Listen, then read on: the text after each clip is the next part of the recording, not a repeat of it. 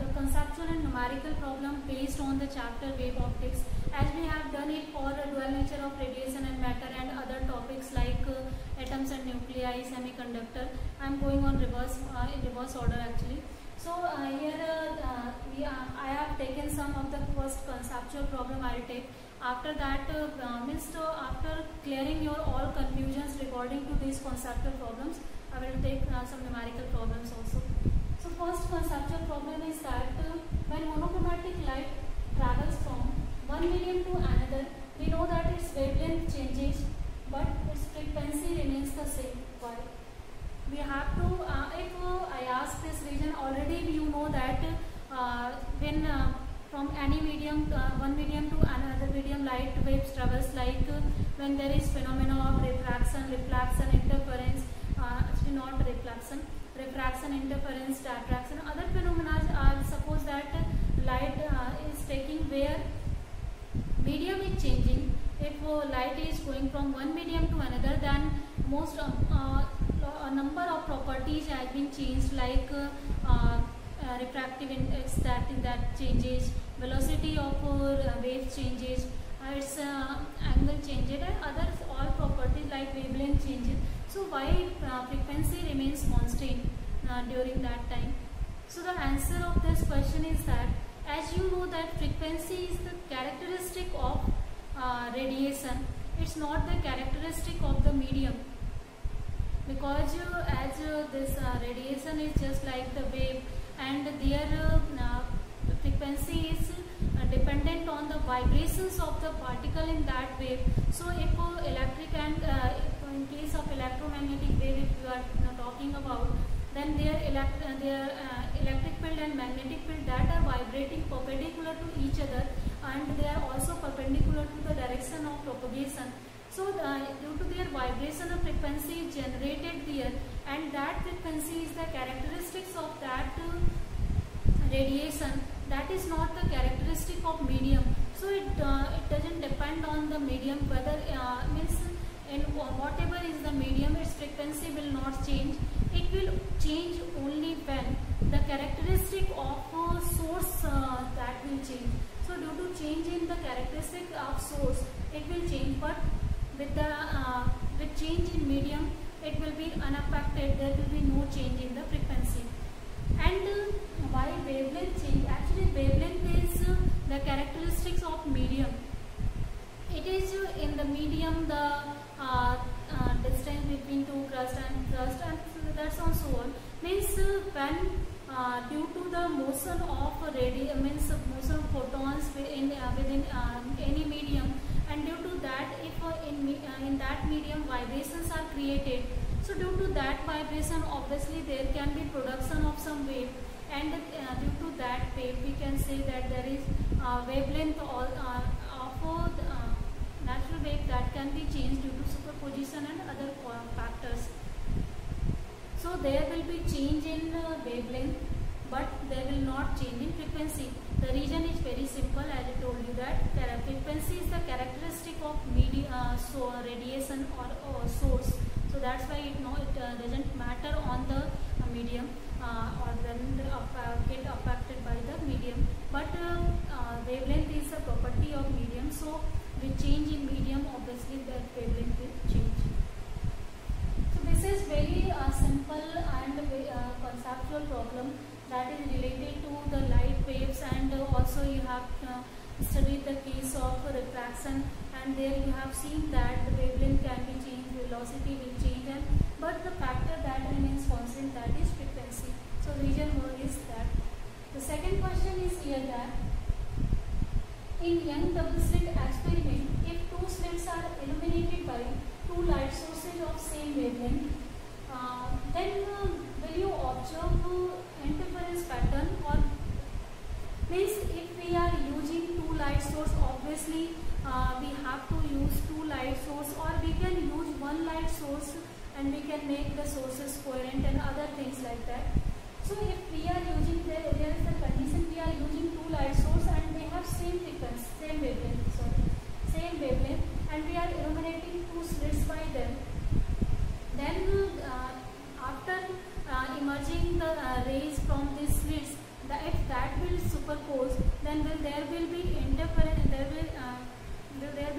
interference or not. So obviously, as you know that if the wavelength of those two sources are same, so there will be no path difference created in that wave. So if there is no path difference, and you can say that there will be uniform illumination of the wave will occur and no interference pattern will observe in this case. So to get interference pattern, we need two sources of different wavelengths, or such that means they can have a coherent relation.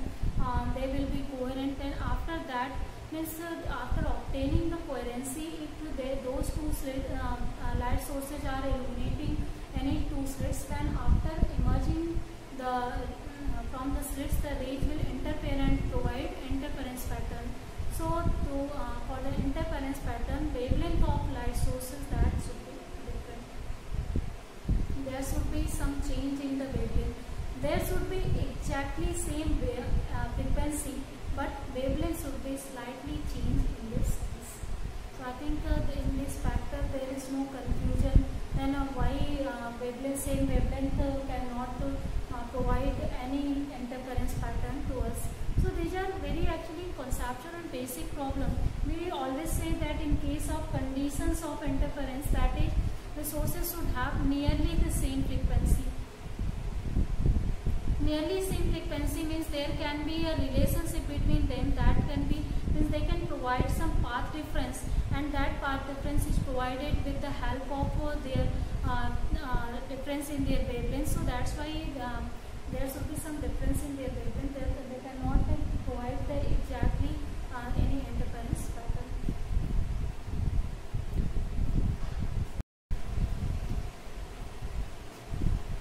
So the next question is also related to the Young's double slit experiment. There can be a number of conceptual problems related to Young's double slit experiment, because it also relates the problem of interference pattern. There can be some conceptual conditions that will be related to maxima and minima, or simple constructive destructive interference that can be related to coherency and coherent sources of light.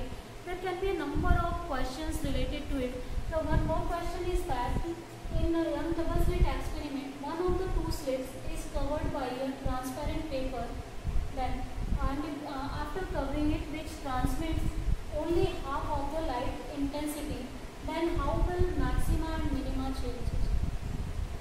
So if one of the slit we cover the one of the slit by any transparent paper, then as you know that after covering it by transparent paper, some of the light will be absorbed by this. So if there is possibility that only half of the light intensity will be emerged from there, then what will be the maxima and minima after covering it? So we can understand easily by some formula. So we have the formula for maxima or maximum intensity, that is given by A plus B whole square, where A is the amplitude of first wave and B is amplitude of second wave, and I minimum is given by A minus B whole square. So this is the maximum intensity and minimum intensity observed in case of Young double slit experiment. We have already calculated it, derived it, so there is I think no confusion in that derivations. So with the help of these formulas, we can talk about these theoretical things, like we are covering the second slit, so that means it is given. So we are covering this slit B. So it means if the second slit will be covered and half of the light will be transmitted, then definitely the value of intensity, if that is half, so B decreases here. B is decreasing in this case. So if B decreases, then obviously the I maximum will decrease. Now if its value decreases, then I maximum will decrease, this value will decrease. And at the same time, if we see the value of I minimum, then we are seeing that as B decreases, then this value will increase. So in this case, I minimum will increase. So if we cover one of the slit by any transparent paper, then its intensity decreases, and we can say that already it is given its intensity decreases, and obviously if intensity is decreasing, then its amplitude will decrease there, because intensity is related to amplitude. So if P is decreasing, then obviously this whole factor will decrease. So I maximum is intensity of maxima that will decrease, but at the same time this factor will increase, and we can say that intensity of minima will increase. So this is the change after covering it by any transparent paper. And also if we talk about the contrast of the maxima and minima, the contrast between maxima and minima that will decrease when we cover it by any transparent paper. So I think this problem is clear. It's a very simple problem here, but only thing we have to think about some conceptual thing, like with intensity, what is the effect of intensity on amplitude, and if amplitude is decreasing, then what can be the intensity of maxima and minima. The next question is that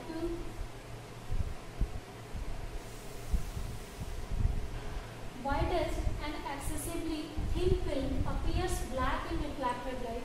So as you have seen that when a very thin film we are taking, that is appears black in reflected light. Why this is obtained? We can also calculate it with the help of diffraction or simple with the help of interference pattern or formula. Suppose or simple you can say that the condition of diffraction. When as you know that the path difference in case of a thin sheet, if that is placed in the path of light beam, as here in the case is also here the any reflected light is passing, and we are putting any excessively thin film in the path of that reflected light. So that obviously there can be some additional path difference of lambda by 2 in this case, and also the path difference is given by normally 2 mu t cos r in case of reflected light. Is due to addition of any thin film, that is suppose that we are taking a thin film of thickness t, and we are adding it on the path of light, any of the light wave, that as you know that due to this obstacle there will be additional path difference will occur in the light beam, and that is equal to lambda by 2, and due to it we have seen that the condition of diffraction is just reverse that the interference due to this additional path difference, because in case of diffraction we have seen that when we can observe diffraction, when some light beam passes through some obstacles, or also light beam bend through any obstacle or corners of obstacle. So after bending from it, obviously if it is passing or it is facing any obstacle in its path, then it will feel some additional path difference, that is known as, that is calculated as lambda by 2, and due to this additional path difference we have seen that the condition of maxima can be the will be the condition of minima in case of diffraction, and condition of maxima in case of interference is the condition of minima. So that this was the condition due to this additional path difference. So this theory will be applicable here also. In the path of reflected light we are using a thin film sheet here. Now the condition is given, this thin film is excessively thin. It means that T is much less than lambda. This is path difference. So if T much less than lambda, then we can say that in this equation with respect to lambda, this whole content can be neglected.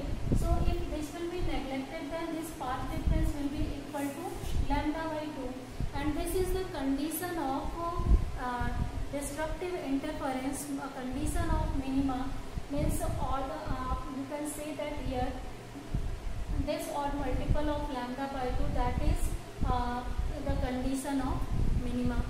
So that's why it means that if any thin excessively thin film is putting on any path of the refracted light, then there is constructive interference takes place, and due to that constructive interference there is the intensity of the wave at that film that is 0, and due to that it appears as black.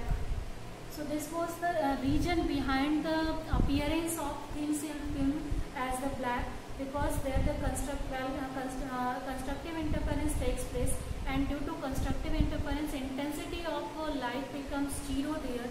So at the thin film sheet the intensity becomes 0, and due to that it appears as black. So this is the common reason behind it, what why due to obstacle what can be here, and if thickness increases then what can be, thickness decreases then what can be. Such types of conceptual problems can also arise before you. So you have to also consider all of the minor problems and small things, first consider them also.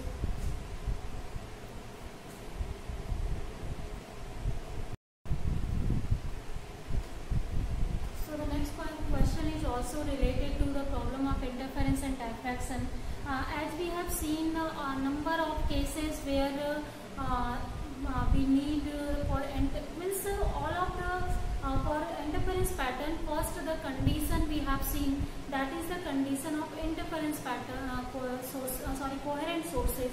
Obviously there are a number of other conditions that are needed, but if we put a word coherency anywhere, then that contains all other properties like only monochrome already with saying, when we are saying coherent sources, then it means that source will automatically that will be coherent, that will be monochromatic, that will be of single frequency, and there will be some slight difference in the wavelength, and other factors will also contain in this word. So this problem is related to that. The problem is that two independent light sources cannot produce any interference pattern. Why? So the question is here, as you have seen that in every case we tried to make coherent sources with the help of one source, but we were not using any two source. But use of two source is very easy in comparison to produce or make coherent sources from one source. So the reason is that two independent sources cannot be coherent, because obviously if we are using two independent sources, then that two sources cannot be identical in nature. There will be some difference obviously, and due to that difference that two sources cannot be coherent for a long time. But suppose that if they are identical, then obviously the coherency will not be long lasting. So that's why to make their coherency long lasting or for the long time, for long interference pattern to get and observe interference pattern or to use it, we need such types of source which can maintain its coherency for long time, for long space. Means there should be spatial and temporal coherence in light sources, and that coherence sources cannot provided by two independent sources. So if we use two independent sources, then they will not be coherent in nature. So that's why if there will not be coherency, then definitely there will not be the case of any interference pattern. Means that two coherent light sources will produce illuminated light, uniform light, but they will not produce any interference pattern or maximum intensity point. Only this can be obtained with the help of one source. So that's why we tried for it. Then we need to divide one source into two sources, and with the help of that means that two sources are automatically coherent. Means we don't need to do any other thing. If we only make two sources with the help of one source, then our problem is solved. That two sources will be automatically coherent, and if the light waves will emit from that two sources, then definitely they will interfere, and there will be interference pattern that can be observed. So to make the coherent sources from one single source, we used two methods. here as I am talking about conceptual problems, so that's why I am just going to clear that topic or taking that topic also. So we use two methods. First method is the division of amplitude. Second method is the division of intensity.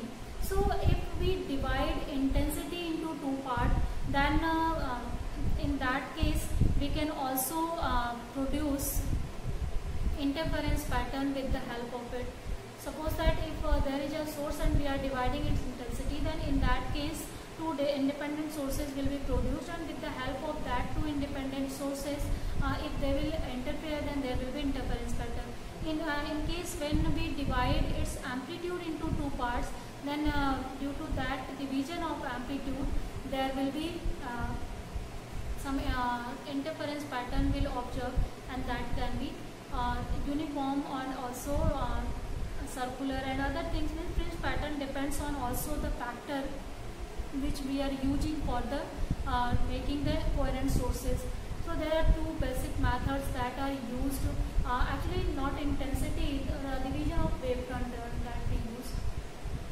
So if, as you know that already every point on the source that acts as the new fresh source of light, and obviously every source that secondary source will send some secondary wavefronts that can produce secondary wavefronts, and that two secondary wavefronts are automatically coherent.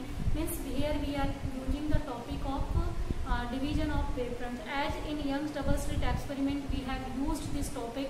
In Young's double slit experiment, as you have seen that we are taking the assumption of Huygens, that was every source emits means every wavefront, primary wavefront emits source of light, and every points or suppose that here any wavefront is emitting, means every point situated on this wavefront, they will all act as the new phase sources, and if they will act as new phase sources, or they are known as secondary wavelets, means all these secondary wavelets will again send disturbances in all directions, as the primary source is sending the disturbances in all directions, and with the help of it we were able to draw a wavefront on it, and means every point situated on that primary wavefront also act as new phase sources. So definitely they will send secondary wavefronts in all directions. So it means that if they are sending secondary wavefront and they are using and they are behaving just like the new phase sources, then we can say that, suppose in case of two sources, we can say that here one source is dividing into two sources. So your division of wavefront is used, and if the light from these two sources will interfere, then that will provide us interference pattern, because these sources have a property that every point and on this source that will have the same frequency and other factors. So that's why there will be a correlationship between those 2 points. They will be coherent automatically, means they will fulfill all the conditions of coherency automatically. So we can use this method for the production of interference pattern. The second concept is used, that is the division of amplitude. As you know that if suppose that if there is a surface on interface and if light incident on it, then light can be reflect and light can be transmit. So in reflection and transmission, obviously the amplitude of light is divided here. So if we have now we want to see the interference pattern in reflected light. Suppose that here the reflected light are interfering at the lens of using the lens of microscope or telescope or other things. Then with the help of that we are trying to observe the interference pattern in case of reflected or in case of transmitted light. Then here can also be the case of interference of light. So these two methods are used in case of interference of light waves. These two methods provides us complete knowledge about provide us the complete methods to produce the interference patterns. So these two methods are using. So here I think that confusion and that conceptual problem I have taken just with it, that is also clear to you with the along with this problem. So the second problem is that here, what is the difference between origin of colors of soap bubble seen in sunlight and colors emerging from the prism? As you have seen that if we are taking any soap bubble and if we see that soap bubble in sunlight, then the 7 segments of light that can be observed in that also. And also in case of prism, we have seen that prism also there can be the 7 segment of light can be seen there. The same light, the same colors are seen from these two sources, prism and soap bubble. But what phenomena are responsible for them? The two different phenomena are responsible here. In case of soap bubble, as there is the thin film, and due to that thin film, division of amplitude occurs, means reflection and transmission of light waves occur, and due to that division of amplitude, if waves from of reflected light or transmitted light interferes, and due to interference there diffraction pattern is observed, and that diffraction pattern in case of white light they are colored, and due to that we observe the colors in soap bubble.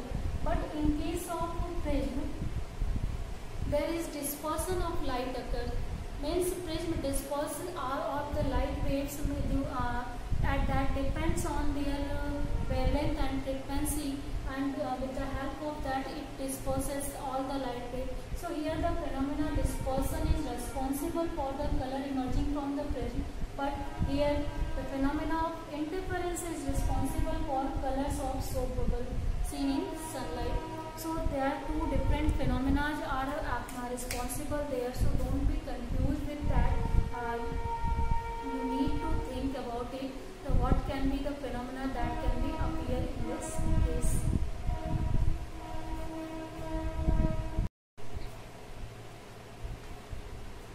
So I think all the problems related to conceptual and numerical that are all clear to you.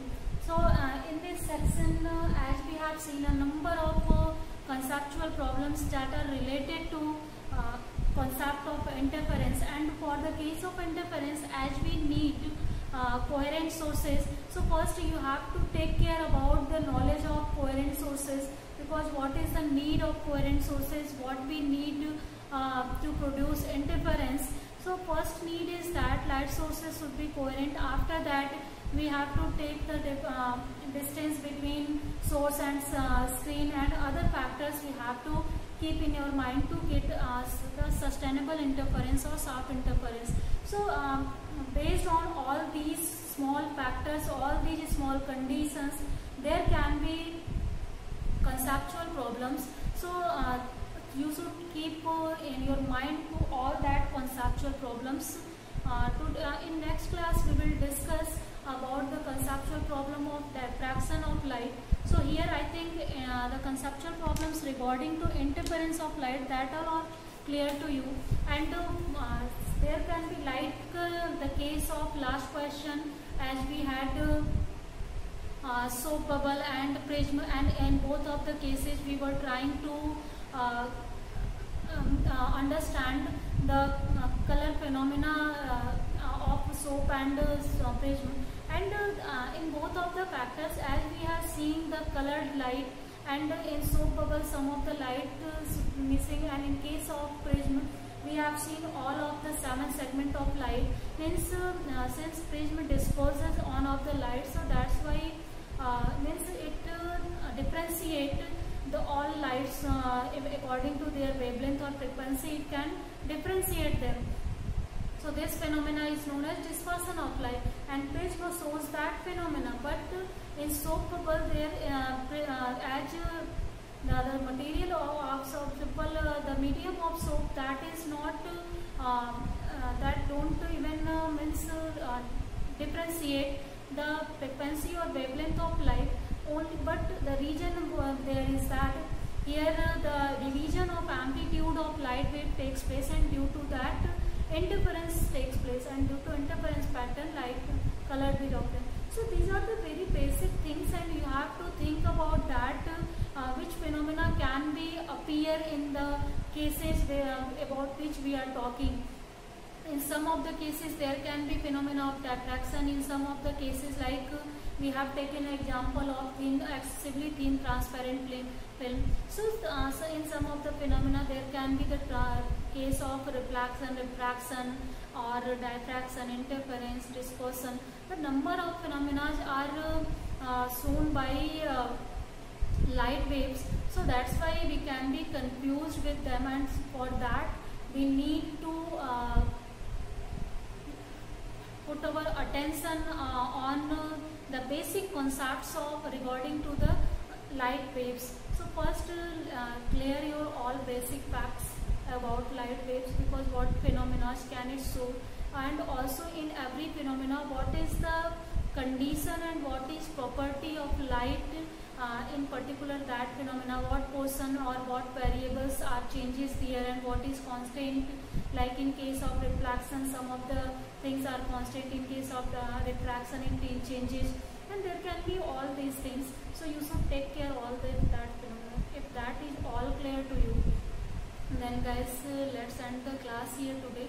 In next class we will discuss about the more conceptual problems regarding to wave optics. I will take a number of conceptual problems to clear your all confusions. So don't worry, I will give you videos of all that conceptual problems also, and I will clear your all confusions. So today let's end the